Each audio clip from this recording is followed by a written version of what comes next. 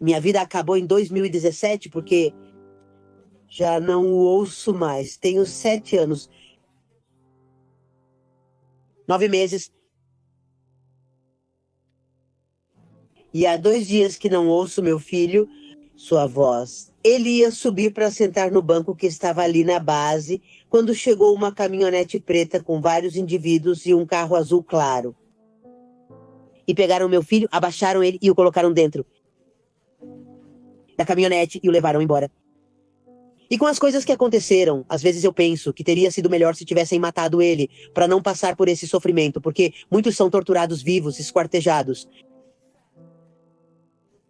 Então,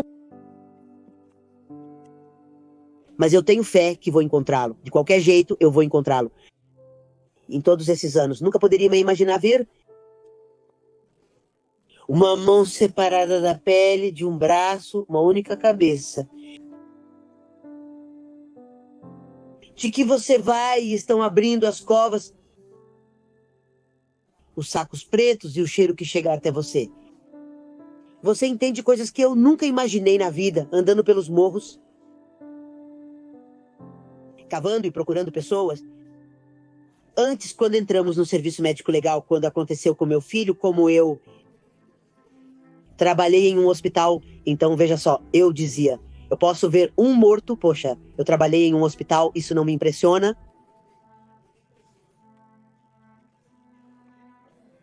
É que é muito diferente ver uma pessoa que falece por uma doença do que ver um corpo que abrem o saco e tiram assim a cabeça. Para que você veja a cabeça decepada, inchada, os olhos parecendo de sapo. Então você, porque você tem a imagem do seu familiar aqui, então quando vê algo diz, vou identificar facilmente, né?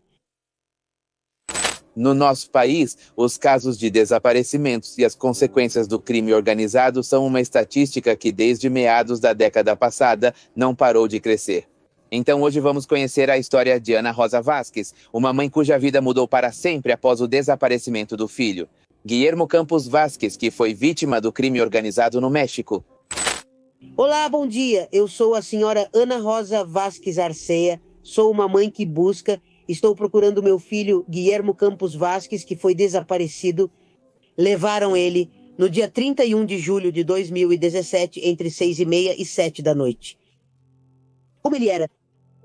Eu não via meu filho todos os dias, mas pelo menos a cada 3 dias ele me ligava e a gente conversava. Meu filho sempre foi muito, muito batalhador. Meu filho trabalhou desde pequeno. Eu me separei do pai, dos meus filhos, dos meus 3 filhos, e estava grávida da minha última filha. E meu filho tinha 10 anos, que era o mais velho dos meus 3 filhos. E desde essa data, eu tinha um trabalho extra em um hospital à noite, mas eu achava que não era suficiente para conseguir sustentar meus 3 filhos. Mas eu sabia fazer sorvete de garrafa, então eu comecei a juntar dinheiro para poder abrir uma lojinha e abrir uma lojinha. E é algo que às vezes dói muito, porque quando meu filho era pequeno, devia ter uns 10, 11 anos, muito.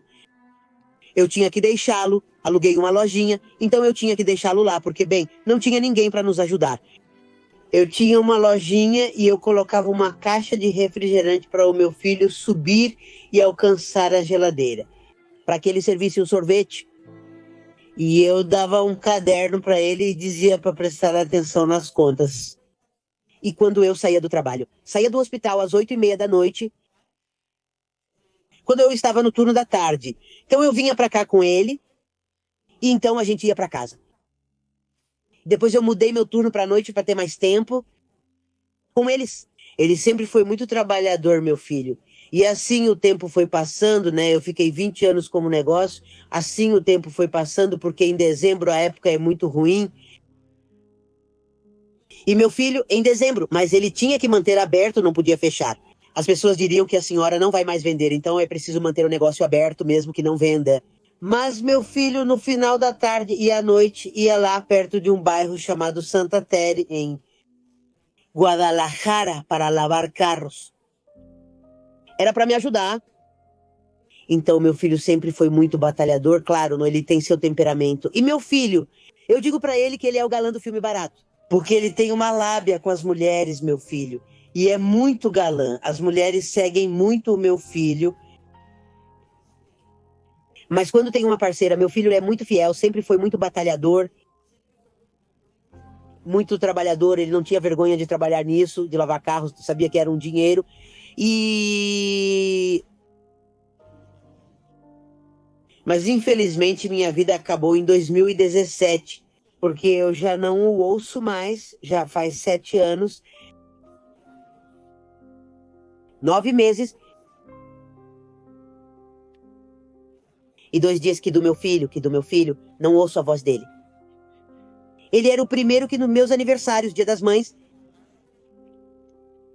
ele me ligava, oi chefe, ele me dizia assim, oi chefe, e a gente conversava. Eu tenho um temperamento, sempre tive um temperamento forte. E ele também. E às vezes ele começava a falar palavrões. Quando conversava bem sobre a parceira dele.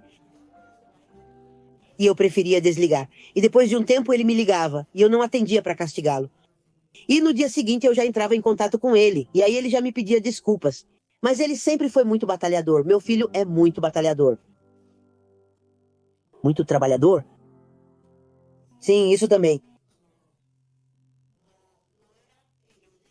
Mas não permitia que ninguém, bem, como todo mundo. Acho que aí a gente permite que nos pisoteiem. E desde então, não aconteceu absolutamente nada desde aquele 31 de janeiro de 2017. Tudo começou em um dia como qualquer outro. Guilhermo estava indo para o trabalho sem imaginar que aquele seria o momento em que a vida de todos ao seu redor mudaria para sempre. O que parecia apenas mais uma rotina logo se transformou em um pesadelo para sua família, marcando o início de uma busca que ainda não terminou. Meu filho, naquele dia em que meu filho desapareceu, estava chegando ao local para começar a trabalhar. Então se formam os grupos de trabalhadores e ele ficou em segundo lugar para ir trabalhar. Ela ia subir para sentar no banco que estava ali na base, quando chegou uma caminhonete preta com vários indivíduos e um carro azul. E pegaram meu filho, o abaixaram e o colocaram na caminhonete e o levaram embora. Desde então, eu não tive mais notícias dele. A outra pessoa que estava lá, a outra pessoa que também tem um carro de ponto, foi ele quem avisou a companheira do meu filho e ela me avisou. Porque meu filho não morava comigo, morava com a companheira dele, lá mesmo no Cerro del Quatro. Fiquei sabendo do desaparecimento, porque, como eu disse, a companheira do meu... o senhor que estava lá quando levaram meu filho, a outra pessoa que estava do outro lado... Ele falou com a companheira do meu filho, que a conhecia, porque meu filho morava no Cerro del Quatro com essa moça. Então a moça fala comigo. Por telefone, porque a gente tinha contato, porque às vezes meu filho a levava para a casa onde eu moro. Então ela fala comigo e me diz que meu filho tinha sido levado. E eu não entendia o que é isso de ser levado. Eu disse que ele estava dormindo tão tarde, são 6:30 da noite. Ela me disse, não senhora, levaram ele. Eu disse que talvez fosse alguma viagem, porque esses termos eu realmente não entendo. Não porque... Não é que eu seja ignorante, mas é que a gente não está acostumada a ouvir essas coisas, pode-se dizer. Agora eu já sei o que quer dizer, muitas palavras, né? E ela me disse que tinham levado ele. Foi quando eu percebi. E então... Eu falei com um dos meus irmãos, com o mais novo deles, e ele me disse, sabe de uma coisa? Fica tranquila, relaxa, porque obviamente eles já imaginavam como eu fiquei, né? Quando te dizem que um dos seus filhos foi levado por homens armados, sempre é um pouco... A gente fica ainda mais louca do que já é. E então... Falei com meu irmão disse para eu ficar tranquila, falou com meu outro filho. E meu outro filho tinha acabado de passar pelo lugar onde ficava a base do local. Inclusive cumprimentou o irmão dele. Tchau, ele disse. Eu digo que ainda bem que ele não parou para cumprimentar o irmão, porque o que eu pensei? Que talvez pudessem ter chamado também o meu outro filho. Ao ver os dois ali, sem saber quem era minha outra pessoa, só meu filho passou e cumprimentou, então eu já falei, sabe de uma coisa? Volta lá, chama a patrulha. E foi isso. Meu filho realmente voltou, pois eu estava a uns 5 ou 10 minutos de distância de onde tinha estado. Meu outro filho, meu filho Guilherme, o que sumiram com ele. Então, meu filho já estava voltando. E sim, a viatura chegou e meu filho já contou para eles. Ali tem uma câmera fixa, é do C5, então tem que estar, a câmera estava ativa. Porque na frente tem uma igreja. É um cruzamento muito movimentado. Porque na Avenida 8 de Julho, que é muito famosa aqui em Guadalajara, para ir ao Cerro del Quatro, foi na 8 de Julho com Santa Rita. Tem uma igreja, tem uma escola, então é muito movimentado. Essa é a rua principal para subir ao Cerro del Quatro. Já com as informações um pouco mais claras, Ana Rosa, acompanhada por seu outro filho, foi fazer a denúncia e os trâmites correspondentes. Assim começou o pesadelo que até hoje continua marcando suas vidas. Uma luta constante contra a incerteza, a burocracia e um sistema que muitas vezes parece mais disposto a atrapalhar do que a ajudar. Uma vez iniciada a busca e diante da indiferença das autoridades, Ana começou a procurar pistas por conta própria, sem deixar nenhum detalhe ao acaso. Então, meu filho já tinha ido, o policial disse, vamos lá para você registrar sua denúncia, foi para um lugar, mandaram ele para outro, e lá na avenida, então ele já registrou a denúncia. Meu segundo filho. No dia seguinte, já de madrugada, vocês sabem como é, eles estavam por aqui e acabou ficando tarde. Então, meu filho, bem, porque eu moro sozinha, chega e vai levar para a delegacia que precisa, levar outro familiar. Eu disse para eles que podem fazer uma linha de investigação. Eu falei para eles, já fizeram. Inclusive agora que estou indo à promotoria. A senhorita, uma nova promotora, porque nesses 7 anos já me trocaram de promotora umas 10 vezes. Chega uma e diz para não fazer mais aquilo e elas têm que começar tudo de novo. Olha no processo, quer dizer, é uma coisa horrível. E acho que já o chamaram e tudo, mas não. E aí já chegamos na promotoria. Então ele diz para a moça que quem vai cuidar de todo o assunto sou eu. E sim, automaticamente eles, meus 2 filhos, eu tenho 2, uma mulher e um homem, os 2 moram fora daqui, fora daqui. Eles moravam esporadicamente lá comigo, sabe? Quando vinham para cá. Mas não, eles nunca se envolveram. Eu digo, tudo bem, porque também tenho que cuidar dos meus outros filhos ou dos meus irmãos também. A gente gostaria que alguém apoiasse, não porque a gente queira se fazer de vítima, mas saber que alguém da sua família te apoia. Isso faz diferença. É um apoio muito grande. E não, eu tenho andado sozinha. Em ônibus, colando cartazes. Quando eu ia à promotoria e voltava caminhando por toda a avenida até aqui no centro, eu ia colando, subia nas linhas de ônibus. Nunca na minha vida pensei que eu fosse subir, colar, pedir permissão e colar cartazes do meu filho em qualquer lugar. Fui às cidades próximas daqui para colar cartazes também. Sozinha, e eu continuo sozinha na luta para encontrar meu menino. Eu vou à promotoria naquele dia que fui à promotoria. Ou seja, você vai às cegas e não tem ninguém, não tem ninguém para te guiar. Agora é diferente, não sei. Bem, eu entrei em um grupo por causa de um dos meus irmãos, que me disse para entrar porque me via muito abatida, para que você fique melhor. E aí me disseram que eu tinha que ir a tal lugar, que eu tinha que fazer isso. Eu agradeço muito a eles, porque isso foi uma grande ajuda. Porque lá na promotoria só te dizem, aqui tem um psicólogo, mas te mandam para outro lugar. Eles não te dizem absolutamente nada, só falam isso. E é o clássico deles. Quer dizer, pode se chamar de orientação ou conselho. Nós falamos com eles. Entre seus esforços, cheguei até a revisar o carro do meu filho, que poderia apresentar uma linha importante de investigação. O carro não foi levado, então eu tive que ficar com o carro, mas infelizmente o carro também. Fui ao médico e quando saímos o carro já tinham levado, né? Também já não tenho mais o carro. Fiquei com o carro por 2 anos. O carro. Meu filho, o carro era dele. As placas não. Meu filho alugava as placas. Quando? Quando isso aconteceu com meu filho, que o levaram, eu quis entregar as placas para o senhor do ponto, que alugava para o meu filho por ano. Para poder dar baixa e colocar como carro particular. Então eu quis me comunicar, e eu me comunicava com a secretária, porque acho que o senhor é advogado, não tenho muita certeza. E nunca nunca vieram buscar as placas. Eu dizia, então venha pegar as placas para poder dar baixa e coisas assim. E nunca foram até hoje buscar as placas. Não sei como ele daria baixa. Se o senhor tem algum conhecido no trânsito, não sei como ele resolveria. Por quê? Porque eu, inclusive, não foi registrado. Nem como roubo de placas. Porque eu tentei descobrir, sabe? Olha, não tem que tenham registrado umas placas roubadas, porque eu estou com as placas. E não tem. Mas eu não sei como eu faria, porque uma vez, não sei se foi imaginação minha, digo, pode ser. Eu estava no ônibus e eu vi que passou um carro de ponto e eu pensei, caramba, essas parecem as placas do meu filho. Então não sei, porque as placas eu as tenho e o senhor nunca foi buscá-las. Quem deixa umas placas? Elas não custam dinheiro. A senhora Ana reflete sobre o papel que a promotoria desempenha na busca por seu filho. E como as constantes mudanças dos funcionários responsáveis pelo caso, em vez de ajudar, muitas vezes atrapalham o processo. Cada novo responsável implica ter que começar a explicar tudo do zero e enfrentar novamente a indiferença institucional. Tenho 7 anos, 9 meses e nunca recebi uma ligação. Olha, senhora, venha porque já tem este.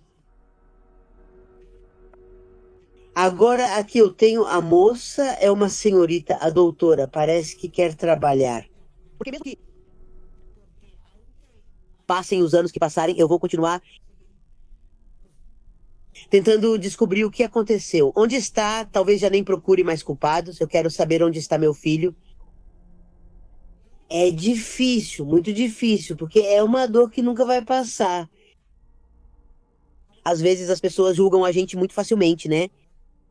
Mas eu chegava na promotoria às 6 da manhã, a cada 3 dias, quando chegava o investigador responsável pela investigação do meu filho, para esperar ele chegar do turno.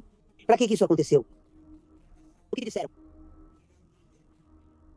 Porque eu não morava lá, eu sabia de tudo, porque meu filho me contava, meu filho e eu tínhamos muito contato, mas eu não ficava dizendo, tipo, tá na rua, acontece isso. Não, porque eu não morava, nem moro lá no Cerro del Quatro.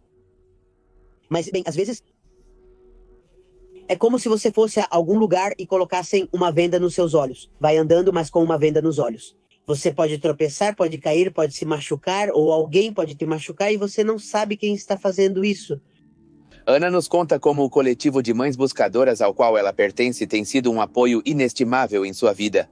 Nele, ela encontrou uma nova família que entende sua dor, seu desespero e sua luta diária. No entanto, ela também nos fala das dificuldades que enfrenta em cada jornada de busca, assim como das cenas terríveis com as quais já se deparou. Imagens que ela diz que não deseja que ninguém veja. Cada descoberta, cada jornada é uma mistura de esperança, mas ao mesmo tempo de horror. E assim estamos com uma venda nos olhos, caminhando por isso, fazendo a busca pelo garoto e continuo fazendo. Agora, eu já uso bengala, porque tenho um problema na coluna, preciso de uma cirurgia, mas continuo com a bengala. Eu fui a covas, e graças a Deus eu digo, quando cheguei a este coletivo, me ajudaram a me dizer para onde eu tinha que ir e coisas assim. Mas agora, atualmente, lembrem um pouquinho, né? Atualmente,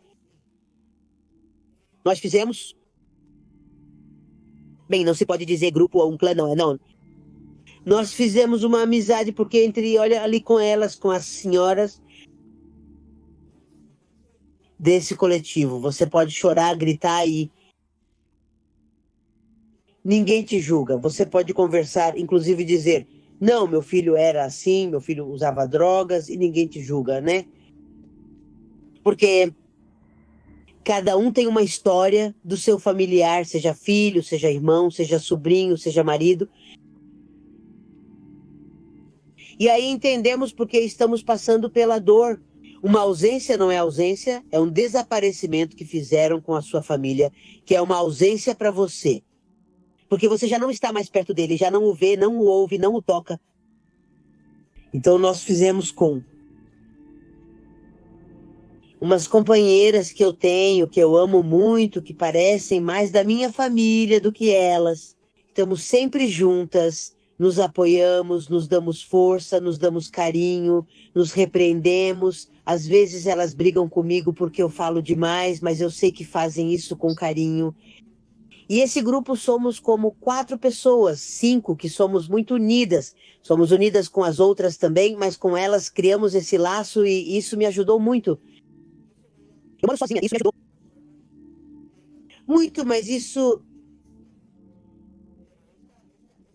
essa corrida, porque é uma corrida em que não conseguem chegar à linha de chegada. Eu estou correndo, já estou melhor andando porque já não consigo mais correr, mas não vejo a linha de chegada, não a vejo como todos os corredores correm, mas chegam a uma linha de chegada. Eu não tenho uma linha de chegada para alcançar, para dizer já cheguei, triunfei. Não, não. Então, quanto tempo? Não sei, vou continuar, mas eu realmente peço a Deus que, bem, não sei que encontrá-lo de qualquer jeito, mas encontrá-lo. Às vezes dizem, ai, mas já para que querem encontrá-lo, né? Não é que cada um de nós sente a nossa tranquilidade de saber que pelo menos eu o tenho ali, mesmo que já não tenha vida, né? Mas está ali. Talvez a gente possa conversar como um pedaço de pedra, que muita gente diz, ai, mas sobre o que você conversa? Você pode conversar mesmo sem vê-lo? E sim, eu chego na casa de vocês, que é a minha casa, e tenho as fotos do meu menino. No começo era muito difícil chorar e olhar a foto, mas nunca as tirei. Muita gente me diz: ai, tira essas fotos.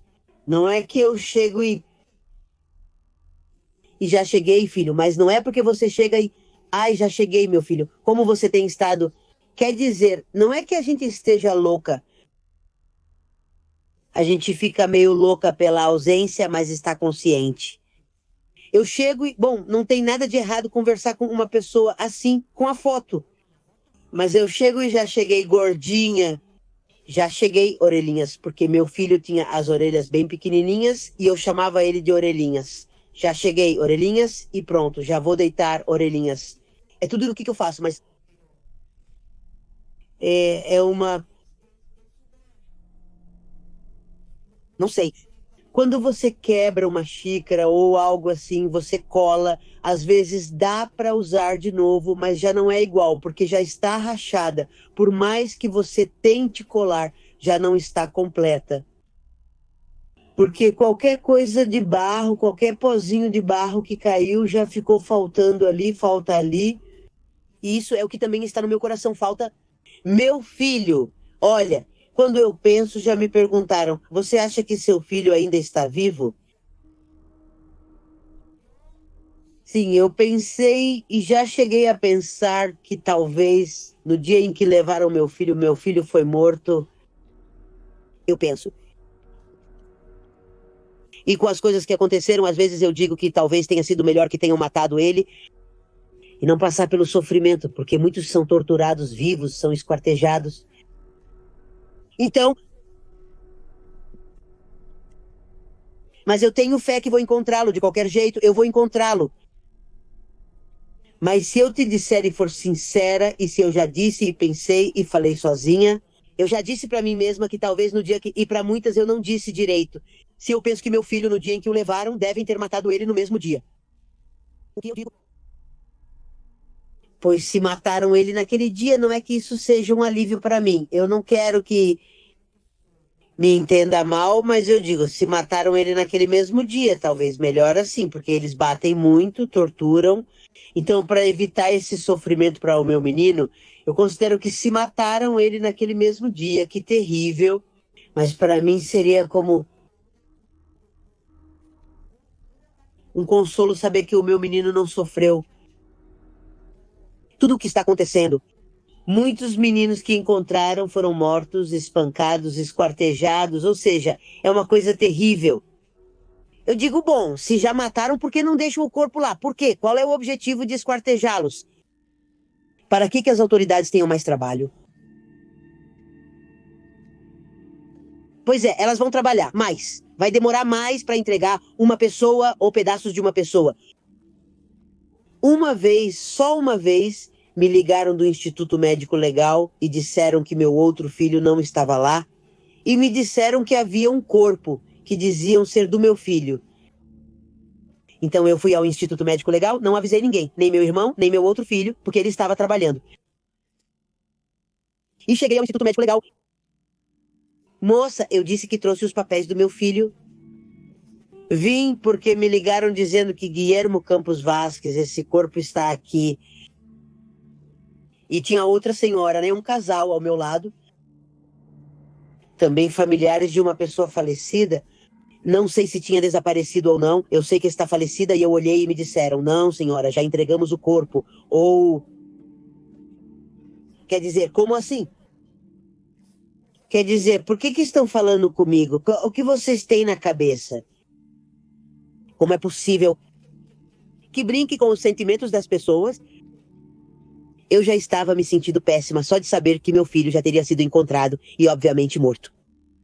Mas chegar lá e te dizerem: não, já entregamos o corpo para eles. É algo que te joga num lugar horrível, mas às vezes a gente não entende. Agora, eles já estão muito modernizados lá no Instituto Médico Legal, porque antes era muito, aparentemente, jamais mais modernizados. Ou eles têm mais coisas para dar informações e coisas assim para a gente. Mas não tem muita superlotação de tudo isso. E eu dizia, e quando começou esse negócio do meu filho, que eu tinha que ir até a promotoria para perguntar, e tudo como o meu buscador. Isso eu pergunto para vocês, por que eles fazem um relatório de chamadas para você? E para mim, o único que me interessa são as chamadas, o relatório de chamadas, que acompanharam o caso do meu filho, só isso, aí me disseram, não, olha, nesse dia ele ligou para esses telefones.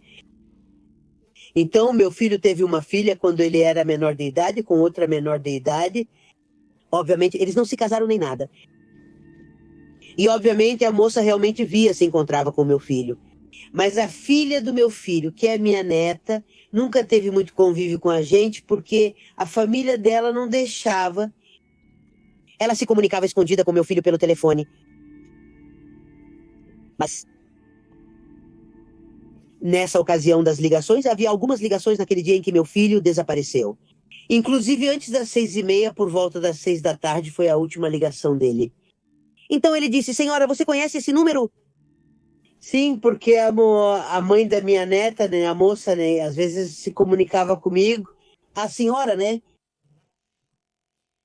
Eu disse, ah, sim, inclusive eu disse, então liguei para ela, de lá mesmo, da delegacia, liguei. Oi, escuta, filha, é que tem umas ligações para o Memo, mas eu já tinha avisado, olha só, pro meu filho. Como assim, senhor? O Memo sumiu assim comigo.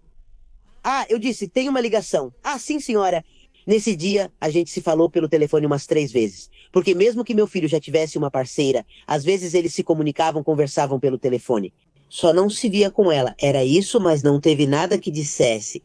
A última ligação foi a tal hora ou depois desse horário, porque depois eu ligava para o telefone da minha filha e sim, uma mulher atendeu. Eu disse, você pode me passar para o Guilhermo? Ela respondeu, não, é que esse é o número do meu filho. Não falei o motivo, só disse que era o número dele. Não, esse telefone... E depois não me responderam mais, não fizeram mais o rastreamento do telefone do meu filho. Já não. E a câmera do C5 me disseram, quando eu falei que ali estava a câmera de onde o levaram, é que depois de 3, 4 dias já apaga. E isso é mentira. Mas quando a gente não sabe de tudo isso, dizem que não investigar não te exclui de não saber. Mas, por exemplo, esse tipo de coisa, como eu ia saber quanto tempo dura uma câmera que monitora a cidade inteira? E me disseram que não. 3, 4 dias e já apagam. E isso é mentira. Não apagam em 3, 4 dias. Então também não me falaram nada sobre a câmera e nunca me disseram nada sobre a câmera. Olha, aquele senhor que te falei das placas e a moça com quem meu filho morava tinha 2 filhos e meu filho os criou. Uma menininha e um garoto que o rapaz morava lá. Do Cerro del 4, eu também falei com a moça. Olha, sua ex-parceira, vai que ela fique com raiva. Quer dizer, não, senhor. Inclusive, ela até cumprimenta ele. E vemos por esse lado, não é, senhora? Sim, porque são 2 linhas de investigação, pode-se dizer, mas são 2. A moça. Já não tenho mais contato com a parceira, porque agora, depois de 6 meses, a moça já me bloqueou. Bem, eu entendo porque que ela é jovem, é uma moça muito jovem.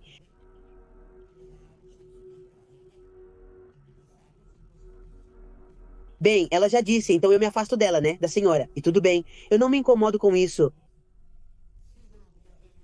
Porque eu dizia, bom, o que mais você viu, né? Porque, bem, eu não moro com ele, você mora com ele, você está lá. E não, absolutamente não. Ele cuida do carro dele e tudo mais. Meu garoto, até hoje, bem, não. A última vez que fui ao Ministério Público, que deve fazer uns 2, 3 meses, 2 meses, vai fazer 3. Com essa nova moça que a doutora me indicou, ela me disse que havia, se eu já sabia do endereço, de Ciudad Guzmán, do meu filho. Espera, me dá um minuto.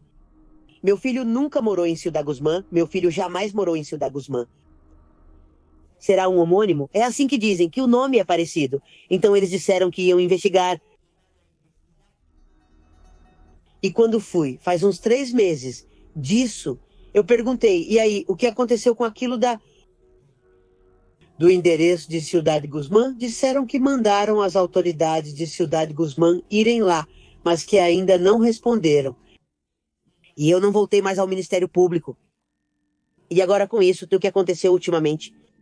Bem, eu acho que eles estão mais ocupados, né? Nas investigações. E eu não fui perguntar o que aconteceu. Por que diziam que meu filho morava em Ciudad Guzmán, se meu filho nunca morou lá? Na verdade, ele nem sequer foi pra lá. Eu o levei quando era pequeno, levei meus filhos.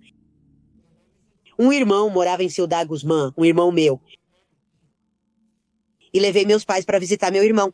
Meus filhos eram pequenos, então os levei comigo, mas meu filho nunca morou em Ciudad Guzmán, jamais. Então, o que eles iriam ver? Essa é uma das linhas de investigação que eles têm seguido ultimamente. Essa moça que eu te falei que pegou o caso do meu filho, porque toda hora eles mudam, me trocam, toda hora avisam a gente fica perdida. Essa é outra coisa, e eles têm que revisar o processo para ver o que aconteceu, o que os outros fizeram, e aí começar tudo de novo. Quer dizer, e eles falam, senhora, o que a senhora descobriu, o que te disseram por aí? Minha filha, é que eu não moro lá, como é que eu vou saber? O que aconteceu? Outro dia eu disse, bom, há anos o investigador, o chefe ainda não era investigador, ele não tinha chegado. E ele me leva até o escritório e me mostra no computador 4 fotos de 4 homens. O nome. Que ia pelo Cerro del 4 e os apelidos. E ele me mostra e pergunta, já viu eles? Sabe quem são? Ah, não sei. Como assim, senhora? Se são lá do Cerro del 4, eu não conheço eles. Eu não moro no Cerro del 4. Eu moro em Zapopan. Eles sabem quem são os caras. E eu até falei pra eles, bom, mas se vocês sabem quem são, então por que não tomam uma atitude? E a explicação dele, o que ele me disse pra, não sei, me acalmaram, é que enquanto a gente não encontrar armas ou drogas com eles, não podemos fazer nada. Mas eles sabem a localização, sabem os apelidos, sabem os nomes. Então eu não sei como investigar o que fazer. Eu não posso dar mais informações pra eles, porque eu não moro lá. Se eu tivesse morado lá... Bem, você sabe como as coisas são na sua vizinhança, você conhece o movimento e tudo mais, mas eu não moro lá, nunca morei no Cerro del 4.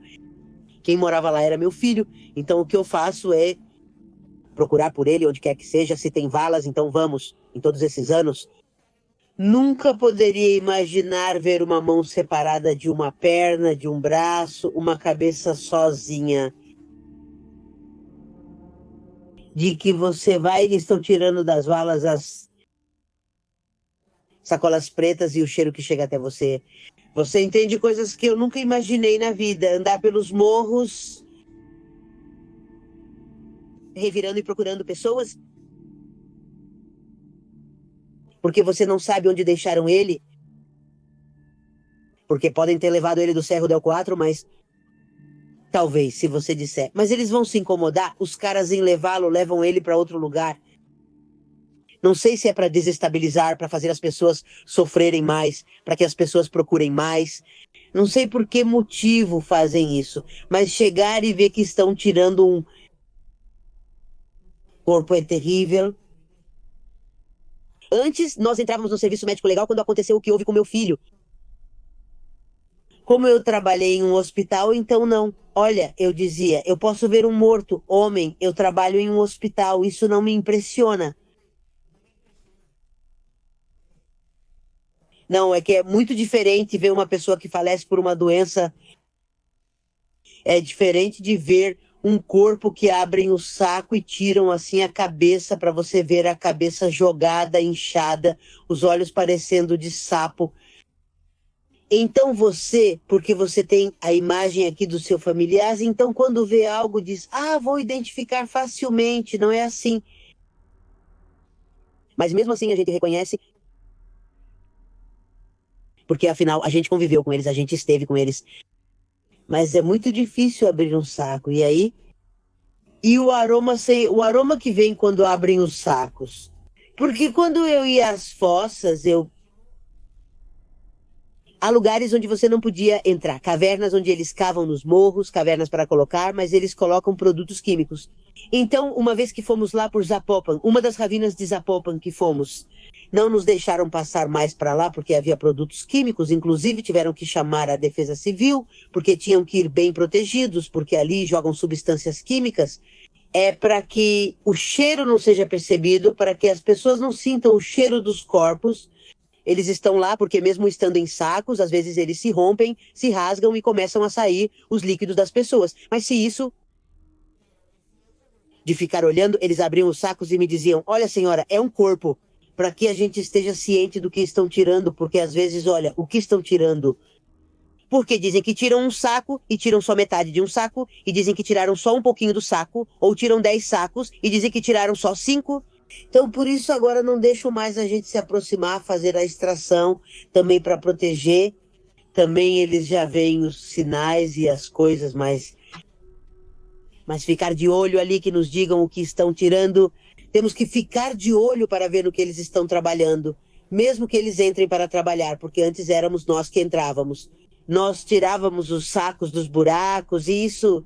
Você não imagina um momento em que puxam o saco e às vezes ele quase cai, você segura assim e tocar nessas coisas, pedaços de carne, é horrível, é horrível.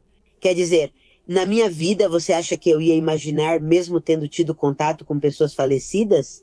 Quer dizer, do hospital, sabe? Mas não é a mesma coisa que ver ali quando fazem o tamponamento de tudo neles. Os buracos que o corpo tem para os líquidos. Do que você tocar em algo que está despedaçado e saber que pode ser seu familiar. Isso é algo que vai te derrubando.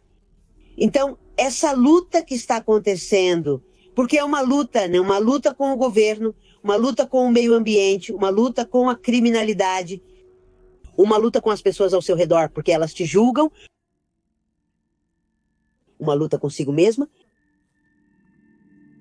porque você quer lutar e seguir em frente, e você diz: "Já não quero mais, já estou cansada", porque a gente realmente se cansa.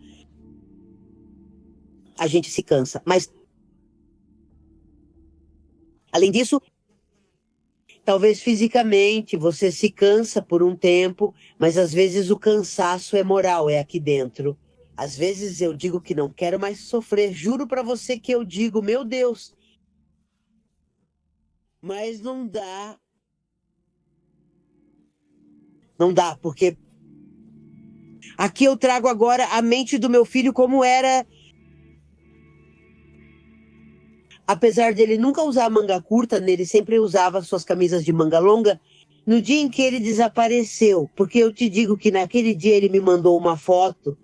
"Oi, mãe, boa tarde, estou aqui já, daqui a pouco eu vou aí, né? Estou tomando banho, daqui a pouco eu vou para aí." E ele estava com uma camisa verde. Verde, quase como está aqui, com listras brancas, uma calça jeans cinza e uns tênis verdinhos.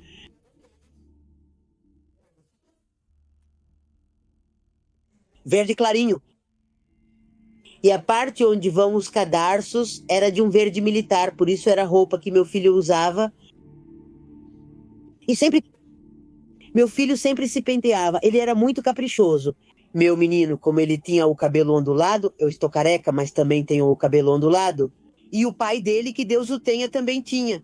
Meu filho se abaixava, pegava o gel dele. Eu disse, não, filho, você vai acabar usando quilos disso, porque ele se abaixava e fazia isso com o cabelo dele.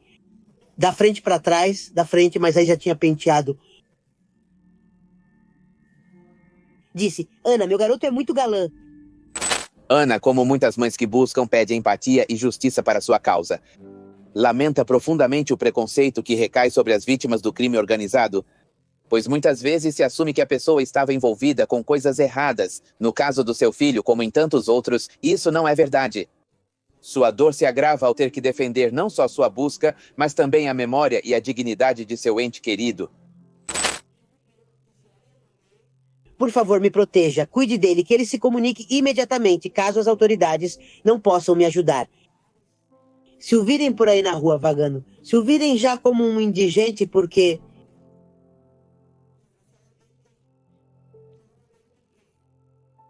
que se o levaram para fazer algo ruim. Quando já não precisam mais deles, matam ou simplesmente jogam eles na rua. Que as pessoas tenham mais empatia com a gente, nem todos que levam são más pessoas, nem todos, porque as pessoas generalizam que todo mundo que leva é um delinquente. Isso é mentira. Não podem apontar para alguém como pai. Vou te dizer, não posso dizer que meu filho é um santo, a gente não vê quando é jovem. E todos os erros do passado na casa com seus pais, você é um anjo de Deus, mas quando sai para a rua, tira as asas de anjo e caminha sozinha, já não voa. Mas não são maus, porque as pessoas os higieniza tanto, e eu digo este. E mesmo quando os jovens andassem por maus caminhos, eu considero que ninguém tem o direito de tirar a vida de outra pessoa, mesmo que ela tenha algo a pagar. Se ele se tornou tão criminoso, então que as autoridades o punam. Mas por que despedaçá-los? Porque... como se fossem animais, irmão. Todos nós somos seres humanos. Então, eu acho que as pessoas deveriam ser mais empáticas. As pessoas te julgam com uma facilidade incrível. Vocês sabem o que é ser desaparecido? É o de, estava envolvido em alguma coisa. Essa é a palavra preferida. Quando isso não acontece com a gente, talvez seja muito fácil julgar as pessoas. E a gente julga muito facilmente.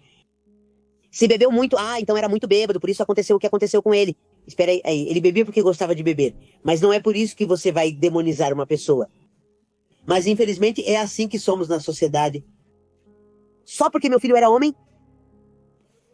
É o que eu digo, porque como ele era homem, não sei se estava envolvido em algo, porque os jovens, todos que vão embora, desaparecem. Aqueles que estavam aprontando, porque estavam cometendo crimes, porque estavam no vício. É a primeira coisa que te dizem. E se for mulher? Não, é porque ela gostava de uma vida alegre, gostava de falar de perdão, que te chamem de vadia, que eram liberdades, por isso acontece o que acontece com elas. Que erro tão grande é sermos pessoas que julgam outras pessoas. Você não pode saber a vida da pessoa ou pelo que ela está passando, por que ela se comporta assim. O que vem por trás deles, da família deles, isso eles não veem. Por isso, quando vejo uma pessoa em situação de rua... Bem, eu acho que todas as mães, as famílias de um desaparecido fazemos isso. Você examina de cima a baixo, porque você pensa, não vou deixar que seja meu familiar, porque eles podem estar em qualquer lugar na rua, e ele já não sabe nada do mundo, né? Por muitos motivos, não só pela droga, pela falta de comida, pelo ambiente em que está vivendo na rua, andando sem ter água, quando quer, sem comida. É isso que mais julgam as pessoas. Ele está na rua, né? Eles têm 3 refeições, como a gente. As pessoas em situação de rua não têm 3 refeições como a gente. Eles têm água quando querem? Eles não têm água quando querem. Uma cama para dormir, eles não têm. Por que querem eles? Você não pode saber, porque eles vivem como indigentes. É que ele vivia como viciado, não ligava para nada antes de ser viciado. Temos que ajudar as pessoas a saírem dessa situação. Mas também não precisamos ser tão empáticos a ponto de dizer, fazer o quê? Deixa eles lá. Mas toda vez que vejo uma pessoa assim, eu não sou a Madre Teresa de Calcutá, né? Mas a gente tenta, e todas as minhas amigas, aquelas que eu tenho, também são muito humanas. Aí a gente se aproxima. O que aconteceu? O que você tem? A vida te ensina, a vida te humaniza. E eu acho e eu não digo que precisamos que a vida nos dê golpes. Para poder ser humano é preciso ser humano, sem precisar que a vida te dê golpes. Que necessidade há de que a vida te dê golpes para ser humano com outras pessoas? Esse é o meu ponto de vista. E eu penso que se todos nós fôssemos assim, mais humanos, o mundo seria diferente. Se as pessoas entendessem. Porque uma vez uma vizinha me perguntou: Olá, senhora Ana, como vai? Bem, o que aconteceu com seu filho? A senhora acha que ele está vivo? Quer dizer, o jeito como te dizem é muito diferente. Ai, senhora, então temos que pedir a Deus, isso seria um consolo para você? Ai, você acha que ele está vivo? Infelizmente, eu nunca dizia nada para ele. 2 meses depois, levaram um sobrinho dela, que até hoje não foi encontrado. Ana nos conta que a carga emocional de estar nessa situação e participar ativamente das buscas é extremamente pesada. Cada saída, cada jornada de busca representa um desgaste físico e emocional profundo, uma luta constante entre a esperança e a dor. Ainda assim, ela continua movida pelo amor ao filho e pela necessidade de encontrar respostas. E ela diz para a irmã dela: porque minhas irmãs me disseram, a vida continua, mulher. Sim, você não pode parar. Mas para mim eu acordo e anoitece. Tem vezes que eu não quero. Eu não queria vir aqui. Estou te dizendo sinceramente. Eu disse, para que eu vou? Mas eu disse, acho que sim. Não conheci, preciso ir. Existem lugares, é que às vezes você está com depressão. Que até hoje eu tenho e acho que todas nós temos, que tentamos superar. É muito difícil, mas estamos todas deprimidas. Que tentamos seguir em frente, tentamos seguir em frente. Conversamos e rimos juntas, porque é assim que somos, rimos e viemos comer, até choramos, você chora. Filha, a gente não se julga. E aí, em um histórico, aqui foi por São João de Deus. Viemos comer, fomos resolver uma coisa e nós 3 viemos comer aqui e conversar. Às vezes a gente acaba chorando porque comenta algumas coisas e choramos e logo depois estamos rindo e rindo. É que eu acho que é como uma defesa, porque se não formos assim, a gente afunda. Mas às vezes, quando estou na casa de vocês, que é minha casa, eu digo que moro sozinha e às vezes digo que me levanto, tomo café da manhã. O que mais eu faço? Rezo, ainda estou rezando, não agora que está acontecendo, e agora sim estou rezando, mas isso é um segredinho, e eu começo a assistir televisão. Eu gosto muito de fazer anagramas, gosto muito disso. Então eu compro meus livros, ao meio-dia chego na hora do almoço. Eu saio para caminhar por causa do caminho, eu dou a volta na janela, só isso. Para não ficar tão inativa. Porque eu posso ficar parada por causa da minha coluna. Ao meio-dia, como um pouco e assisto televisão por um tempo. Meus livrinhos, subo para casa, vou dormir, é isso? O diário, todo dia. Então, por isso, elas são as que me animam. Não vá, vamos lá, vamos para tal lugar, então tá? Então, eu vou para o coletivo, vamos ao Instituto Médico Legal, vamos a lugares que nos apoiam, tem um grupo de freiras que nos apoia muito, que nos coloca com um tanatólogo, vamos ao Centro de Referência de Assistência Social, que uma tanatóloga, a professora Lili, linda pessoa que nos ajuda. Agora estamos vendo os 12 passos que eu achava que era para alcoólatras. E bom, sim, os 12 passos são para os alcoólatras, né? Aqueles que ensinam nas casas para os senhores alcoólatras. Mas eles estão colocando isso para os familiares dos desaparecidos. Então, isso ajuda. Às vezes eu digo que quero sair de casa, mas não quero. Não quero, é melhor eu ficar aqui. Mas isso é depressão. Por quê? Porque você sente que luta tanto, luta e não acontece absolutamente nada. Já se passaram, são 10 rounds que você luta no boxe, né? Acho que são 10 rounds. Bem, eu acho que já passamos de 1000 rounds e não vemos a luta que vencemos. Muitas pessoas já se encontraram, né? Não pense que não encontraram muitas vivas, mas infelizmente muito mais mortas, mas foram encontradas. E que as pessoas que já as encontraram possam retirá-las do Instituto Médico Legal, que é outro problema. com licença, para que te entreguem um corpo, se você já o reconheceu, poxa, que deixem as pessoas levarem, é um problema tirar um corpo já identificado, é outro calvário. Então, a gente quer que tudo seja agilizado, mas às vezes talvez a gente seja ilógica, porque a gente quer saber por que não fazem isso. Mas eu sei que isso vai devagar, mas às vezes é pausa demais. Então, a gente quer empatia, a gente quer que ajudem, né? E é difícil, mas assim, os anos vão passando. Que Deus me dê vida, pois eu vou continuar procurando meu menino. Se encontrar em uma cova, eu vou até lá dentro das minhas possibilidades. Não posso deixar de procurar meu filho. Nós temos um grupo onde estamos na Fundação de Desenvolvimento Cultural É o Coletivo. É lá que podem entrar em contato conosco na Fundação de Desenvolvimento Cultural. E pela promotoria eles têm nossos telefones, não é? Porque, bem, não é permitido que a gente faça estudos particulares. Comigo aconteceu, tentaram me extorquir logo que eu estava colando as fotos do meu filho. No centro, lá perto do Mercado Corona, tinha uma banca de jornais. E eu perguntei, você me dá permissão? Sim, senhora. Do lado de fora de uma loja do Perro. Não sei como se chama aquela loja que só vende sapatos ali no centro. Onde não tem carros nem nada.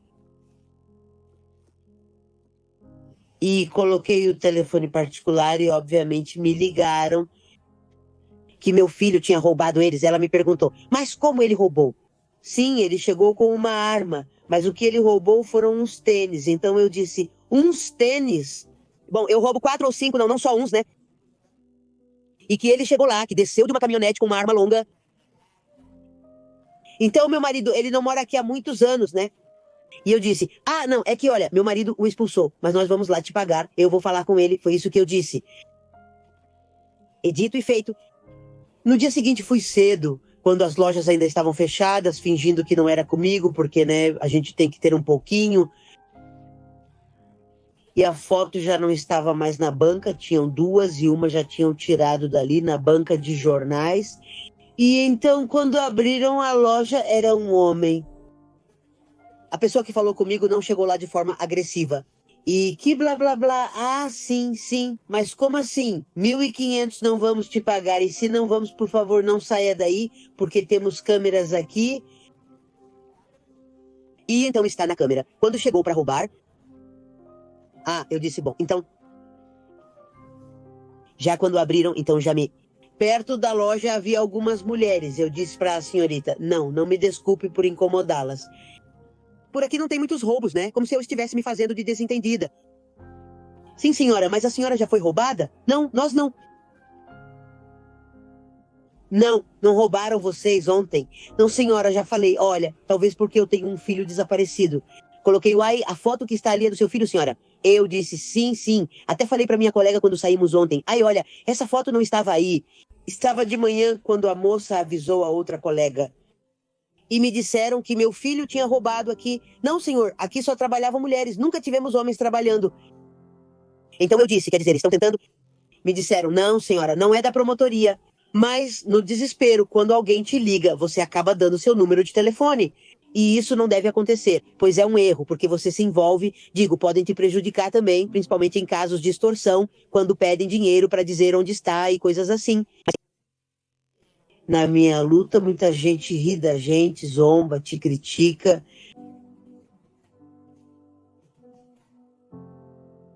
Às vezes eu chegava nas ruas e com a foto do meu filho eu dizia, senhora, a senhora não viu esse rapaz?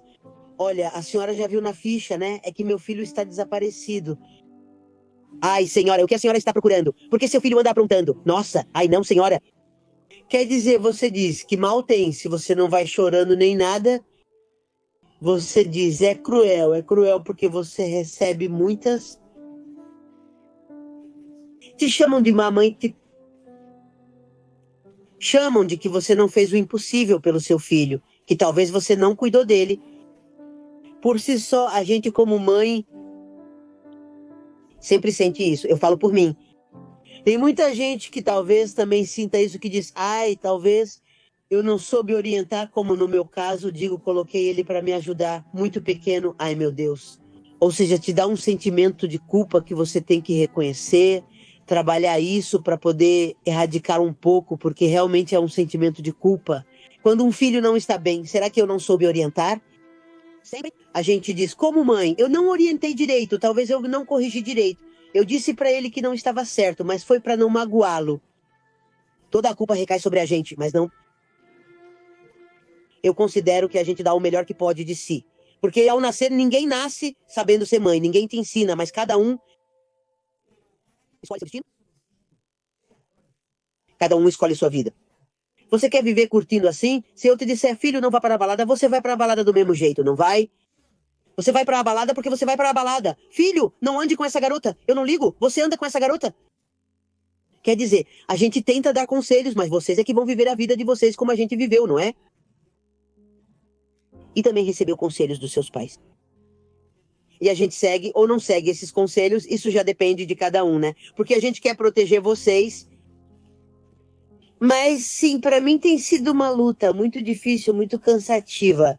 Não no sentido de que estou cansada de procurá-lo, não, não estou cansada de procurar, como te disse, quero procurá-lo, mas de uma forma alegre.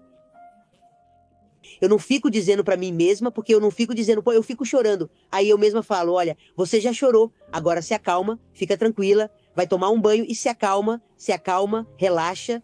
Eu me sinto ansiosa, não respiro, porque não quero me abater fisicamente, porque aí não vou conseguir continuar nessa luta. Então eu tento me manter com todas as minhas doenças, queira você ou não, mas eu tento. E se você já se cansou, não tem problema, continua andando. Mas às vezes eu chego a tomar remédio ou até injeção para a dor no quadril que eu tenho. Eu estou te contando o meu problema no quadril. Mas eu não vou deixar de procurar meu filho, eu preciso dele. Olha, eu e meu filho, com o meu filho que sumiram, havia uma confiança que você nem imagina. De tudo, de sexo, de preservativos, de tudo a gente conversava. Não. Não consegui nem conversar com meu segundo filho. Sim, converso com ele, mas com meu primeiro filho, que foi meu filho Guilherme.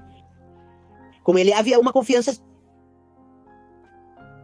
muito aberta, conversávamos sobre sexo, sobre tudo, sem eu sentir vergonha, tipo, e se eu disser isso pra ele? Porque a gente conversava, mas ele não era vulgar, quer dizer, ele sabia que era eu,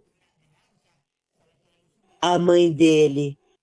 Comigo havia muita confiança, ele e meu filho, e eu era porque, bem, ele foi meu primeiro filho, e ele tem 6 anos de diferença do segundo e 10 da segunda, mas, bem, sempre fomos muito unidos. Desde pequeno, eu digo, ele me ajudava muito, pois eu já estava sozinha com meus 3 filhos. Então ele foi meu apoio. E agora que isso aconteceu, a mulher que morava com ele me entregou uns documentos que eram do meu filho. E eu nunca pensei que. E então comecei a revisar para poder levar onde as instituições me pediam e encontrei uma carta. Uma carta que meu filho escreveu em qualquer papel, em um pedacinho de folha, na qual meu filho me diz, porque ele nunca me disse isso. Ai, amada, você é muito forte, mas havia essa comunicação, mesmo que ele não dissesse que eu era muito forte. E nessa carta ele me chama de mãe, minha guerreira. Foi assim que ele escreveu, olha só. Tipo, e agora a gente fala, enquanto estamos nessa luta, que somos mesmo guerreiras, sabe? Como a palavra do meu filho agora se relaciona com o desaparecimento dele, porque ele disse que eu sou uma guerreira. E essa carta ele escreveu antes de tudo isso acontecer com o meu menino. Mãe, você é uma guerreira. Você sempre foi muito batalhadora nessa vida, sempre lutou para nos criar e nos fazer seguir em frente. E você sempre me dizia, filho, ninguém te dá nada nessa vida. E eu dizia isso para o meu filho também, ninguém te dá nada. Tudo a gente conquista honestamente. Se você quer alguma coisa, é porque você vai conseguir. E tudo isso ele colocou na carta para mim. Por isso e como você me dizia, mamãe, se eu quero ter alguma coisa, tenho que lutar por isso. E tenho que trabalhar por isso. Obrigada, mamãe, eu te amo. Algo que meu filho nunca me disse ao vivo, assim, cara a cara. E nessa carta eu ainda tenho, né, uma relíquia guardada. Nunca imaginei que meu filho pensasse isso de mim, entende? Porque eu sempre fui muito forte diante dos meus filhos. Agora eu sou bem chorona, mas quando eu estava com meus 3 filhos e tinha um negócio de sorvete, também trabalhava à noite ao mesmo tempo. Trabalhei 27 anos à noite na clínica e 20 anos com o negócio. Então eu saía da clínica, iria comprar as frutas, fazer o sorvete, porque esse é feito à mão, o de garrafa. E daí eu abria o localzinho ao meio-dia. Então eu ia para o local sem dormir, porque eu ficava de plantão e até à noite, aí eu voltava para casa. Porque eu já tinha trocado de roupa de manhã e à tarde, pois tinha uma senhora que cuidava dos outros 2 para mim, enquanto eu ficava na sorveteria. Foi muita luta, como muita gente e como muitas mulheres nós lutamos, mas como eu te digo, que eu vou continuar lutando. Porque, bem, todos nós merecemos encontrá-los de qualquer forma, mas que encontremos nossos familiares. Peço às pessoas que, bem, que nos entendam, e se não quiserem nos entender, que pelo menos não nos julguem. Esse é o ponto, que não nos julguem por nada, porque é muito fácil julgar a gente. Bem, essa tem sido a minha luta de procurar meu menino e vou continuar procurando, né? Enquanto eu continuar andando e eu puder caminhar, eu vou continuar lutando. Eu penso assim, por isso eu tento me cuidar, porque eu quero continuar lutando pelo meu menino e procurá-lo onde for. Que vamos para lá, que vamos aqui para Matitã, vamos. Sim, a gente se mexe, não ficamos mais paradas. Mas me diga, é que quando não saio de um lugar, eu não quero sair de casa. E eu digo para elas, ai, não vou? Não, Ana, eu não digo não. Ana, como assim? Como assim você não vai? Levanta e vamos. E aí eu me levanto, mas juro para você que eu digo, ai, não, me empurra, me empurra. Mas isso é o que me anima e me fortalece, me dá forças para seguir em frente. E aqui neste coração que eu e minhas amigas já fizemos como um desafio, não sei. Ana sabe que o caminho é difícil, cheio de obstáculos e dor, mas só pede empatia. E se seu filho pudesse ouvi-la, ela diria apenas uma coisa, que ela está procurando por ele. Uma das minhas amigas nos deu de presente. E aqui eu trago meu filho na foto dentro, sempre que saio, para onde quer que eu vá, trago meu menino pendurado aqui. É assim mesmo.